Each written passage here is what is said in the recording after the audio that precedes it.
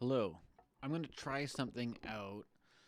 I am recording this on my computer in a way that's a bit different. Oh my god, what's a comfortable way to do this? Okay, let's try it like this. So,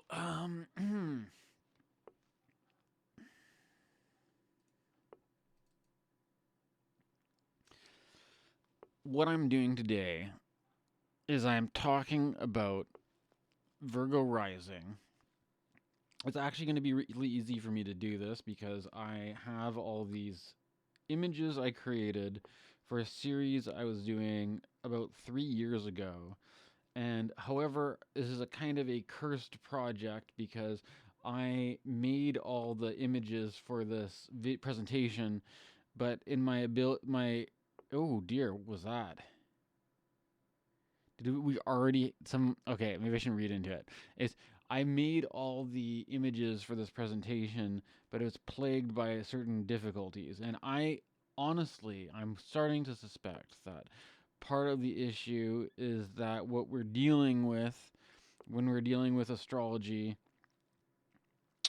and we're talking about the images is that there's a magical significance to the image, and this is why there are certain religious prohibitions against the use of images.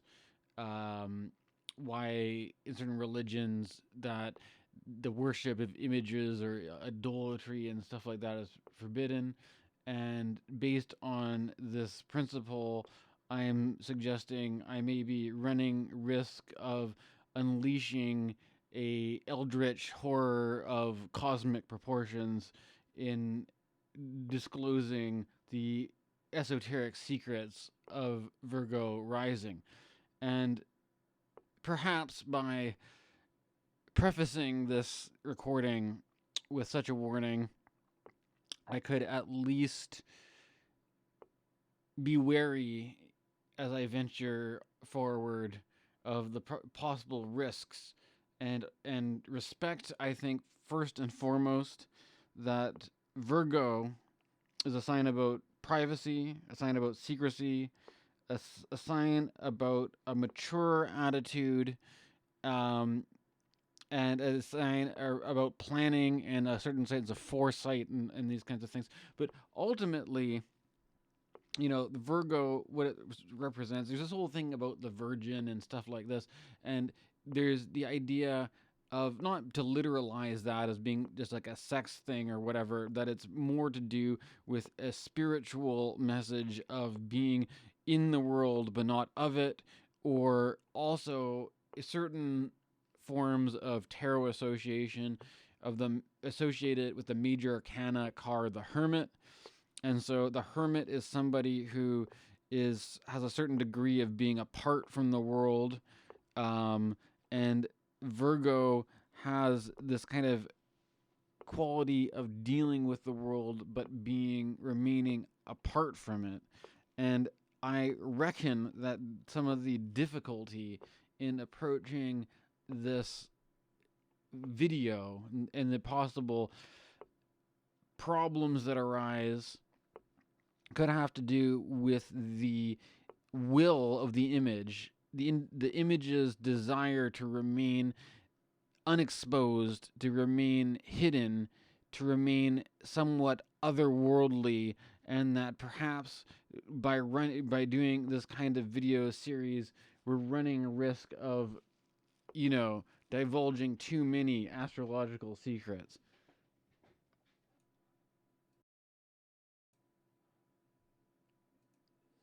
So, next up, I have this video. Whatever. What am I saying? Next up, I have some examples of famous people with Virgo rising. The list reads as follows: Steve Jobs, Kurt Cobain, Paul McCartney, Winston Churchill, Dolly Parton, Tiger Woods, Walt Disney, Oscar Wilde, Leonard Cohen, Ernest Hemingway, Hugh Hefner. This is quite the list. I don't know if I'm going to do all of these maybe to make up for the fact that I haven't done one of these videos for 3 years, and this is been a long time coming. I should just not do it all and just knock it out all of the park. But I will see, anyways. Not at this point. I don't know, but I might do. We may look at some of these charts. I think I also was going to do what's his name, David Byrne. How do you say his name? He's one of the Talking Heads, the front man from the Talking Heads. I think he was Virgo rising. Okay, so here we have a table that lists what happens when you put together the Virgo rising onto the list of the houses, and that what I was trying to do in this video series, mainly by making a chart like this, was to look at if there's any interesting either similarities or differences between the ruler of the sign and the joy, which was a Hellenistic astrology technique where there's a joy of the house, but there's not a joy for every house. So that's why if you look, there's some blank spots for the joy column, right? But there's certain things when we can start at the beginning. We notice that Mercury in Virgo has its joy in Virgo as well, right? So Mercury, hold on, the joy of Mercury is in the first house? Is that right? I don't think the joy of Mercury is in the first house. Is it? Hold on a second.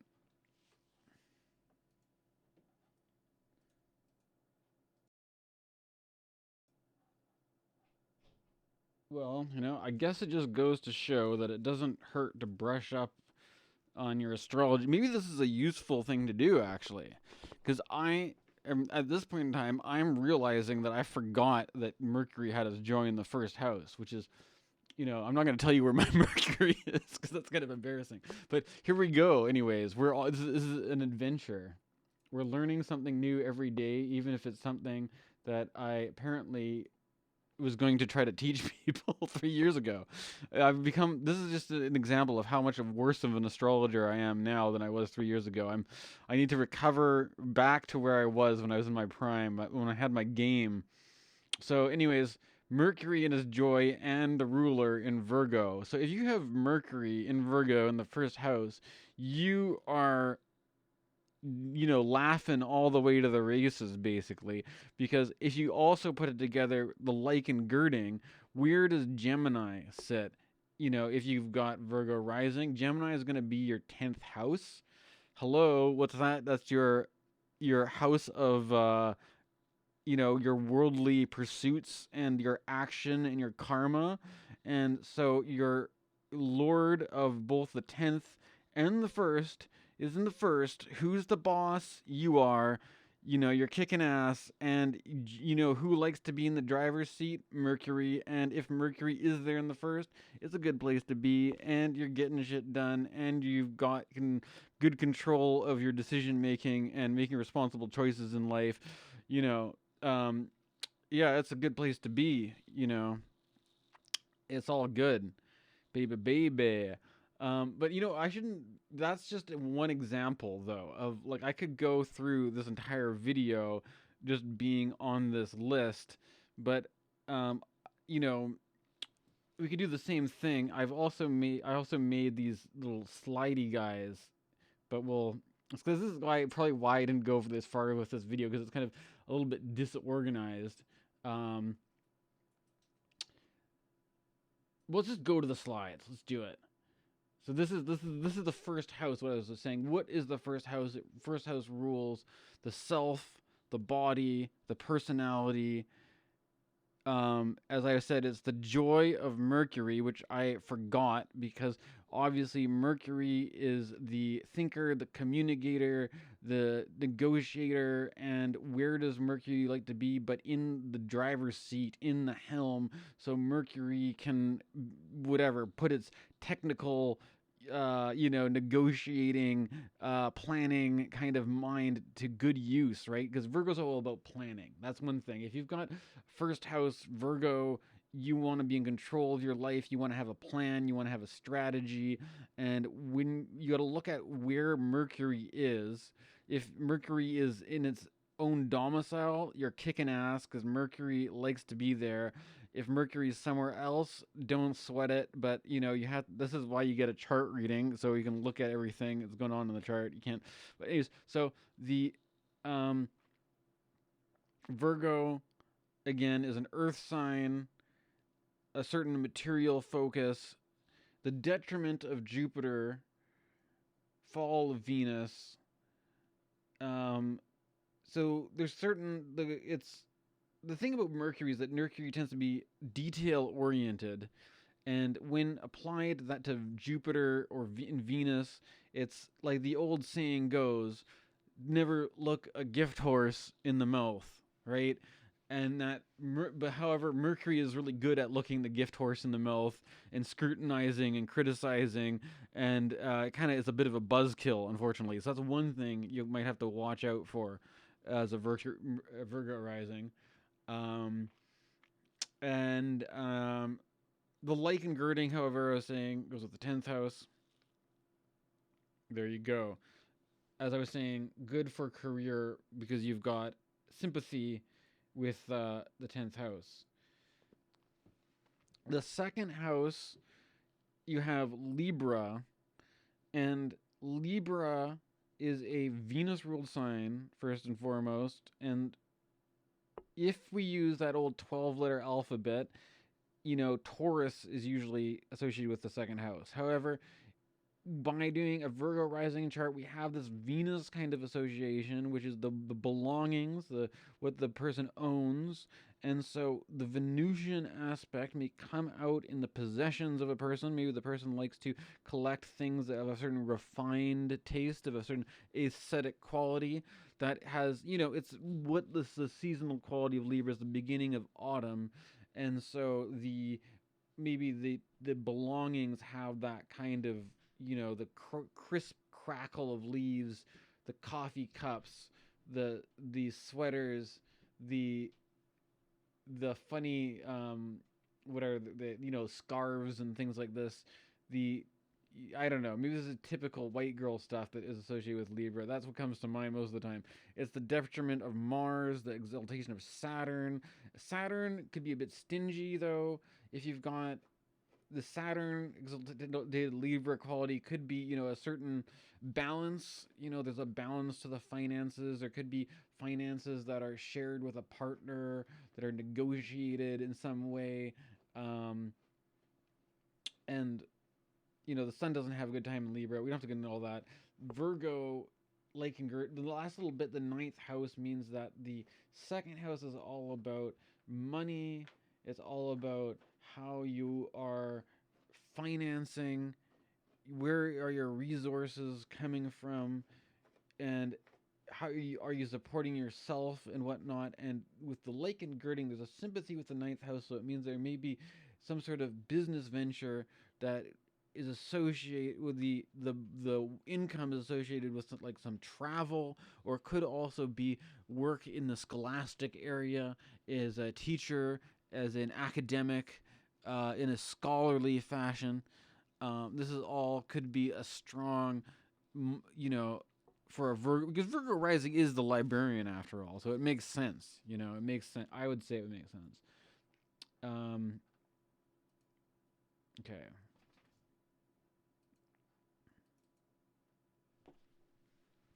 The third house has to do with siblings and stuff like this, right? And with Virgo rising, it would be Scorpio would be the sign, and of course Scorpio has a bad reputation. I'm not gonna sugarcoat it for you in this video. Scorpio is ruled by Mars, the detriment of Venus, fall of the moon, and there may be some hostility, there may be some feelings of resentment or bitterness or general scorpionic broodiness stormy clouds of ill will and broody looks going sideways to the neighbors and the siblings and aunts and uncles, and everybody in the local neighborhood is just getting shade because there's this Scorpio cloud of darkness that is hanging over the third house in the Virgo rising chart. I'm sorry, but I'm not going to sugarcoat it. That's just the way it is. And the lichen girding, of course, is with the eighth house. Of course, the shadowy eighth house of debt and deceit and dependency and shameful acts of disrepute and suffering in the gates of Hades. Journey to the underworld through the eighth house. Virgo rising knows it. I'm, better than anybody else does, I'm sure, right? So, but no, let's not waste any more time on that one. The fourth house. The fourth house, home, the zodiacal home of the father, right? Or whatever I'm saying. I shouldn't say zodiacal. Zodiacally, it's associated with the sign of Sagittarius, because it's the mutable sign squares the mutable rising sign. So the mutable sign at the bottom of the chart was all about the home, was all about the roots, is the Sagittarian tree. The father figure relative to the Virgo is a Sagittarius kind of paternal figure. And there's a debate of whether the mother goes to the fourth house or the 10th house. As well, but the main thing is that the family of the person, where the person comes from, the ancestors, and those kinds of things take on this Jupiter quality. So at least it's generous. There's a certain generous quality from the family in the Virgo rising chart. There's certain, I don't know. There's a certain what the Sagittarius has a certain spirit for whatever, law and order, or the, a kind of a what's right, what's true, and all this kind of thing. And so maybe trying to distill some good principles or something like this, or I don't know what, at least giving a person a sense of freedom too. Like there's an importance of freedom, having room to grow with Sagittarius. I don't know. The lichen girding is the seventh house. Of course, Pisces is opposite to Virgo, so there's some sort of sympathy that maybe the partner, reminds them of their, family or something, or there's some sort of family connection. Well, I'm not getting, you don't want to get this. We just did the anti-Oedipus. I finished the anti-Oedipus now. 3 years have gone by since the Leo rising, and now I have to warn you all, I'm a based Delusian astrologer, and you're not gonna get away. You're not gonna be free of it in the Virgo rising video. I'm talking to you, red pill astrology person. No, I'm just kidding. Anyways, what's the next? Fifth house, all about having fun, all in good fun, right? The joy of Venus. However, in Virgo, Capricorn, this is the whole point of doing this funny exercise, is that there's a certain kind of displacement happening, a certain kind of a disharmony where I'm sorry, I don't think Capricorn goes very well with the fifth house. That it's like the librarian Virgo. I mean, sorry if that's an old cliche for Virgo, but it's like the Virgo librarian shushing the little kids who want to play. It doesn't go very well together. I don't have to labor this point. It'll just take too long, but how much more do I have to say? Sorry, Capricorn. I think having a Capricorn ruled fifth house is a bit of a buzzkill, and that the lichen girding is with the sixth house, so that means a risk of injury to children. I'm sorry. That, or what else would it be? As having a risk of injury in sporting accidents, bad luck gambling, getting in trouble with the mob by spending too much money at the horse races. These are all issues you're gonna have to deal with the lichen girding with the sixth house. I would imagine, or it could also have something to do with the recreation. That you're you do like sport and leisure, right? And then maybe you work hard, you play hard. That's what I would say as Capricorn: work hard, play hard, and you don't want to run into I don't know. You don't want to run into a Virgo rising on the courts. They're gonna smash you. They're gonna cream you. You're gonna be a popsicle when they're done with you. They're ice cold with that Capricorn fifth house. um, okay. How are we still going here? Are we still recording? Okay, let's this is ridiculous. What's next? The sixth house. We're not going to sugarcoat it either. The sixth house is the house of bad fortune in Hellenistic astrology, and joy of Mars, and Aquarius is the one it matches up with Virgo rising. So what can you see? I would say one thing to look out for is that the sixth house has to do with illness and injury and subordinates. So that either Aquarius people, if you are a Virgo rising, the Aquarius is either going to be somebody you're employing who does work for you, or maybe you're going to be working for them, or else it could be somebody you get into fights with, or somebody who is either helping you recover from your illnesses or injuries, or somebody who is afflicting those injuries on you. So watch, either they might be helpful or harmful, but watch out for those Aquarius people. And don't let them hear your children's kidding. With the fifth house, how does that work?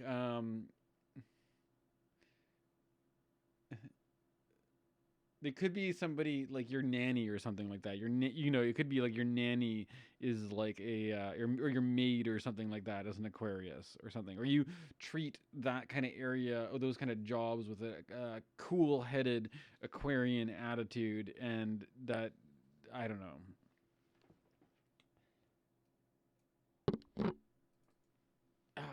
What else? Seventh house, Pisces, your enemies as well as your relationships, the antagonist of Virgo, the rational, you know, has a plan for everything, has it all sorted out. The one thing that Virgo hasn't planned for is Pisces.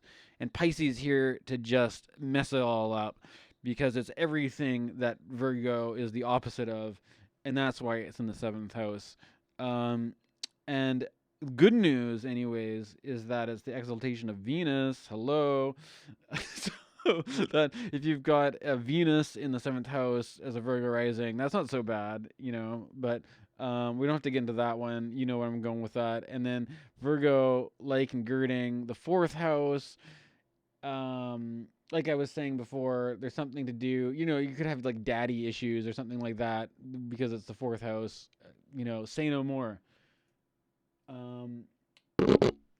Sorry about that. So eighth house is obviously death, loss, inheritance. Everybody's favorite stuff: drugs, the inevitable pain and suffering of life. C'est la vie. With Virgo rising as Aries, and so you can expect all the death and losses and unfortunate things with the eighth house to come in a fiery burst of yang energy of everything goes wrong, and just like a sudden strike of cardinal fury. And the Virgo like and girding is associated with the third house, so you're probably going to blame either your siblings or your neighbors for these problems, and you resent rather than taking ownership for your own issues. You're probably going to push it onto those around you, and to maintain a sense of perfection, because Virgos have it all sorted out. They're in control. They're in control. They have a plan. They're the masterminds. They're the Virgos, and if you don't like it, Aries and no. Can deal with it. No, whatever. Aries, the eighth house is kind of like the blind spot, is all I'm saying, right? So they don't want to. They don't want to be like an Aries, so they're kind of push that They're kind of dissociated a little bit from the Aries quality. The ninth house, as I said, was associated with the second house because they're both ruled by Venus, Taurus.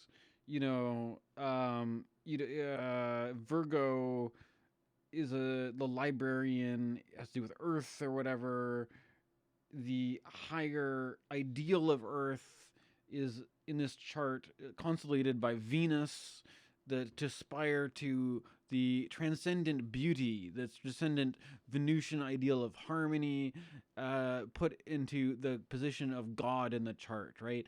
Where the is the exaltation of the joy of the sun in the ninth house, and the moon is exalted in Taurus. So if you had an exalted moon in Taurus, and also, the moon's a luminary, so you put the moon in the ninth, that ain't too bad. It's not the sun, but close enough. I would say that would be pretty cool. Yeah, it's nice for that kind of stuff, right? To have a Taurus ruled ninth house. Why not? The 10th house has to do with career, praxis, karma. You know what I'm saying? We already kind of mentioned that it's ruled by Gemini, and that Gemini is ruled by Mercury, Virgo's ruler. So there's a strong association, sympathy between the first and the 10th. And so there you go. It's a pretty good combination just going off of that. There's no particular joy for the 10th house, so that's kind of like you don't have to spend too much time on this one, I don't think. The 11th house, friends and allies and goals and all this kind of stuff. It's associated with Cancer, the moon sign. So you could have perhaps strong maternal figures, or people who are very much like the kind of grandmotherly, going to whatever, be nurturing. These kind of people will have a supportive, trying to support you to reach your goals or something like that. There's also like the creature comforts or something like that. The creature comforts of associated with Cancer, making life comfortable and livable, and what's a good word for it? It's like the quality of life, right? Increasing quality of life will increase the Virgo, to help the Virgo reach their goals. I mean, that should apply to everybody, but I feel like that comes up when I think of Cancer in the 11th. But it's associated with the 12th house with Lichen girding, because you got the Leo 12th house. The Lichen girding, that means that, I think rest and relaxation, taking it easy. Virgo probably likes to work too hard to be perfect, so to have some time off, to maybe be pampered a bit, I think is what helps Virgo rising reach their goals. And the 12th house has to do with, the self-undoing and isolation and all this bummer stuff, and Leo rules there. So Virgo rising, if you have Leo placements, watch out, because your Leo placements could be a kind of a blind spot and get you into trouble. And that, I don't know. That's about it, anyways. Okay. Now, we have completed this part of the video. There was one other thing, which is this funny graphic that, back when I was making these videos, I was doing it all on an iPad, and I was using, Google Slides or something, and playing around with it's kind of sloppy, but this is the best I could do with just using an iPad, nothing else. But then when I tried to, my iPad basically freaked out whenever I tried to render these videos, so I gave up on doing it like that. No, I'm using my new, it doesn't matter, the technical side of it. What this was a way to visualize what I was doing in these videos with the lichen girding, which is a technique from Hellenistic astrology that I don't hear modern astrologers talk about very much, but all it is talking about the shared rulerships of the signs. But it only works if you use Hellenistic rulerships. Or by Hellenistic, just you can't use modern rulerships. Don't use any Neptune, Uranus, Pluto, because if you use those planets, it just messes it all up. But with these rainbow bands, I was just trying to visualize there's a kind of a common sympathy or connection between the signs and their rulers and how it matches up with the houses. Although this is kind of, I don't even know, in retrospect, I don't know if this is even helpful to visualize it like this or not. It's kind of just a pain in the ass. I don't know if I'm going to do this but I'm only using this because I had made these graphics and they've just been sitting on a hard drive for 3 years because, like I said, I think it's probably the spirit of Virgo who is cautious of me revealing too much esoteric information, so I better not push it. I'm just going to leave it at this for now, and then maybe I'll do the other part of the video later.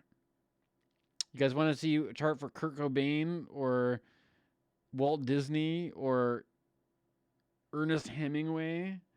I don't know. Or who else was it? Tiger Woods? Dolly Parton? I don't have very many women on this list, I have to admit. I think Dolly Parton's the only woman on my list. So I don't know. Maybe if you have some Virgo Rising chart suggestions, you can drop them in the comments, and then I can make a part 2 for this video. Okay,